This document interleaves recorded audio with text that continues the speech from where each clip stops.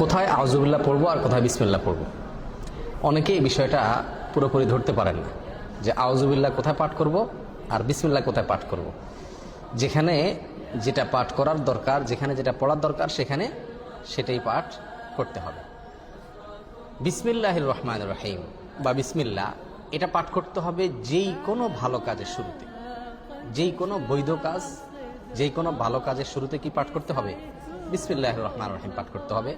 বিশেষভাবে কোনো কোনো হাদিসে কোনো কোনো আমলের শুরুতে বিসমিল্লাহ পাঠ করার কথা বলা আছে, সেখানে সেই আমলের শুরুতে, সেই কাজের শুরুতে বিসমিল্লাহ পড়তে হবে। যেমন খাবারের শুরুতে বিসমিল্লাহ পাঠ করতে হবে, মসজিদে প্রবেশের সময় বিসমিল্লাহ পাঠ করতে হবে, বাসায় ঢোকার সময় বিসমিল্লাহ পাঠ করতে হবে, বাসা থেকে বের হওয়ার সময়ও কি করতে হবে?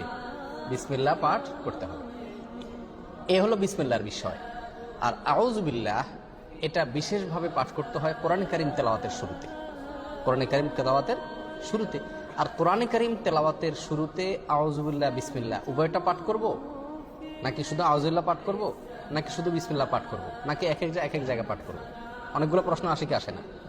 এটার উত্তর হলো, যখন আমরা কোরআনে কারীমের তেলাওয়াত শুরু করব, সেটা নামাজে হোক, নামাজের বাইরে হোক, যে অবস্থায় হোক না কেন, যদি আমরা কোরআনে কারীমের তেলাওয়াত শুরু করি, তাহলে আউযুবিল্লাহ পাঠ করতে হবে, আউযুবিল্লাহ পাঠ করতে হবে। অনেক উলামায়ে কেরামের মতে ওয়াজিব, অনেক উলামায়ে কেরামের মতে সুন্নাত। আল্লাহ সুবহানাহু ওয়া তাআলা সূরা নাহলের 98 নম্বর আয়াতে ইরশাদ করেছেন, ফাইদা ক্রাআতাল কুরআনা ফাস্তাইজ বিল্লাহি মিনাশ শাইতানির রাজীম। সুতরাং যখন তুমি কোরআন পাঠ করবে, তখন তুমি শয়তান, বিতাড়িত শয়তান থেকে আল্লাহর কাছে আশ্রয় প্রার্থনা করবে, অর্থাৎ আউযুবিল্লাহি মিনাশ শাইতানির রাজীম পাঠ করবে।